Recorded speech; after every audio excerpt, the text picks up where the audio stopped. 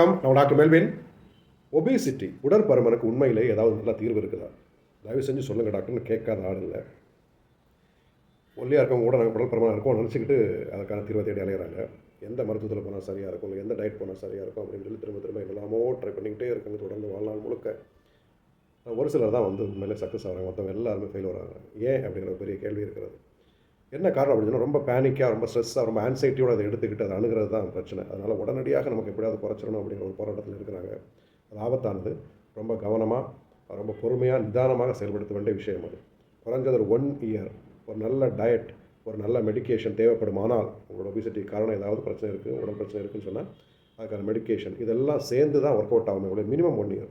நீங்கள் மற்றபடி இப்படி அறக்க பறக்க பாஞ்சு என்ன முயற்சி எடுத்தாலும் அது வீண் தான், தேவையில்லாத பிரச்சனைகளை தான் கொண்டு வரும் அப்படின்னு ஞாபகம் வச்சுக்கோங்க. சமீபத்தில் வேர்ல்டு ஹெல்த் ஆர்கனைசேஷன் ஒரு ஒபிசிட்டிக்கான ப்ளஸ் டைப் 2 டயபெட்டிஸுக்கான ஒரு மருத்தை பற்றி ஒரு விளம்பர படம் எடுத்து போட்டிருந்தாங்க. குளுக்கோகான் அப்படின்னு சொல்லக்கூடிய ஒரு பெப்டைடு ஹார்மோன் நம்ம உடம்புல சுரக்குது. நம்முடைய பேங்க்ரியாஸில் இருக்கக்கூடிய ஆல்ஃபா செல்ஸ் இதை சுரக்கும். நம்ம உடம்புல எப்போல்லாம் வந்து குளுக்கோஸ் லெவல் ரொம்ப கம்மியாகுதோ, ஹைப்போகிளைசிமியா அப்படின்னு சொல்லுவோம், அந்த கண்டிஷனில் இந்த குளுக்கோகான் என்ன சொல்லணும்னா லிவரில் போய் அதை உசுப்பேற்றி குளுக்கோஸ் ரொம்ப கம்மியாகுது, அதனால் நீ ஸ்டோர் பண்ணி வச்சுக்கூட கிளைக்கோஜன் எல்லாம் வந்து என்ன பண்ணு, குளுக்கோஸாக மாற்றி கொடு. அதே மாதிரி நீ ஸ்டோர் பண்ணி வச்சுக்கக்கூடிய அடிப்போஸ் டிஷ்யூவில் இருக்கக்கூடிய ஃபேட்டி ஆசிட்ஸ் எல்லாமே வந்து கரைச்சி விடு, அது எங்களுக்கு தேவைப்படுது, எனர்ஜி வேணும் அப்படின்னு சொல்லி அது கேட்கும். ஸோ அந்த மாதிரி செய்யக்கூடிய ஒரு வேலையை வெளியிலேருந்து செய்ய வைக்க முயற்சிக்கிறாங்க. இந்த குளுக்கோகான் GLP-1 அப்படின்னு சொல்லி அந்த மெடிக்கேஷனுக்கு பேர்.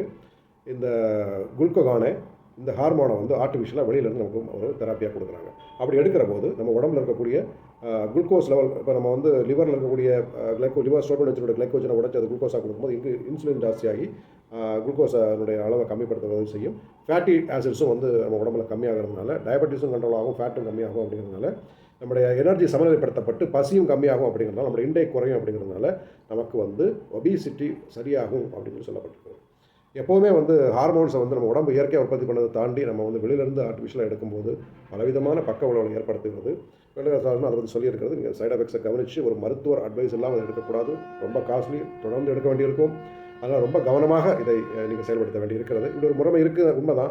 ஆனால் அதை விட இயற்கையான முறைமையில் நான் சொன்னபடி ஒரு வருஷம் கரெக்டான மெடிக்கேஷன், கரெக்டான டயட் நீங்கள் போனீங்கன்னு சொன்னால் என்ன காரணம் இருக்குன்னு கண்டுபிடிச்சி நம்ம அதுக்கான மருத்துவத்தை எடுத்துக்கொண்டோம்னு சொன்னால் நல்லபடியாக குணமாக்கும். பேனிக் ஆகாதீங்க, ஸ்ட்ரெஸ் ஆகாதீங்க, ஆன்சைட்டி ஆகாதீங்க. ஒபிசிட்டி ஒரு பிரச்சனையே இல்லை, சமாளிக்கலாம் அப்படிங்கிற ஒரு நம்பிக்கையோட ஹோமியோபதி டாக்டர் அணுகுங்க. கண்டிப்பாக அவருக்கு உங்களை உதவி செய்வார். கவுன்சிலிங் அண்ட் மெடிக்கேஷன்ஸ் கொடுப்பாரு, சூப்பராக குணமாகலாம்.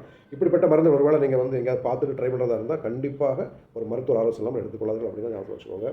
So be fit and healthy. Bye.